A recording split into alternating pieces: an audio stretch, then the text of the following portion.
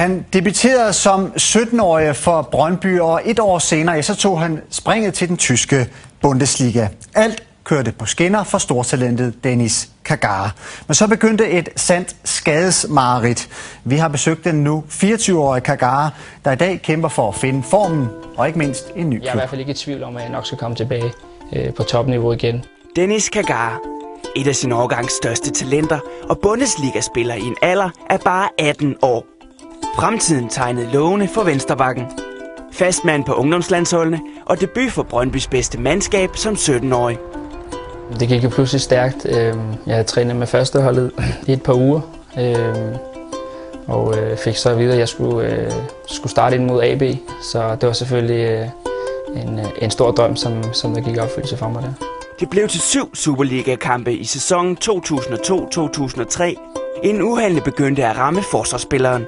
Så jeg var ude i en godt og vel 4 måneder med leverbetændelse med hepatitis A. Inden da havde jeg hørt, at Hertha BN havde haft følehornene ude. Så jeg fik et tilbud, som jeg ikke følte på det tidspunkt, at jeg kunne sige nej til.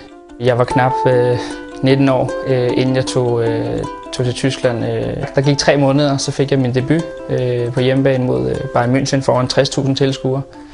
Selvfølgelig enhver drengs drøm. Det var det.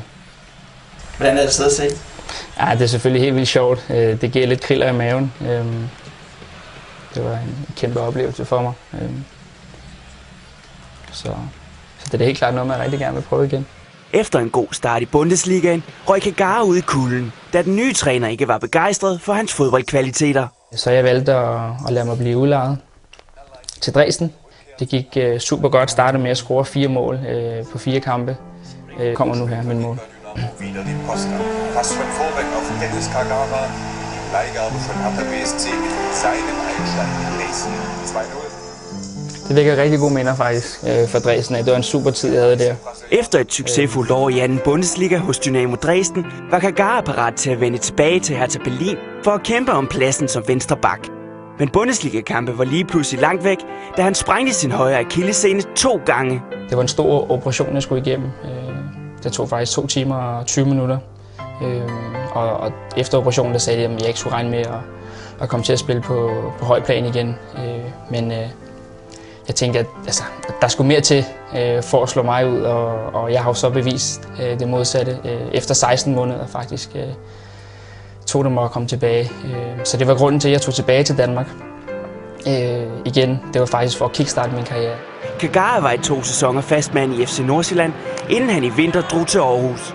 Jeg skiftede til AGF på et halvt års basis, hvilket var min personlige ønske om at kun at skrive et halvt år for netop for at se klubben an, men samtidig med et håb om at kunne blive skudt afsted. Der var interesse for østrigske Sturm Graz, men endnu en skade kom i vejen. Denne gang sprang den venstre akillessene.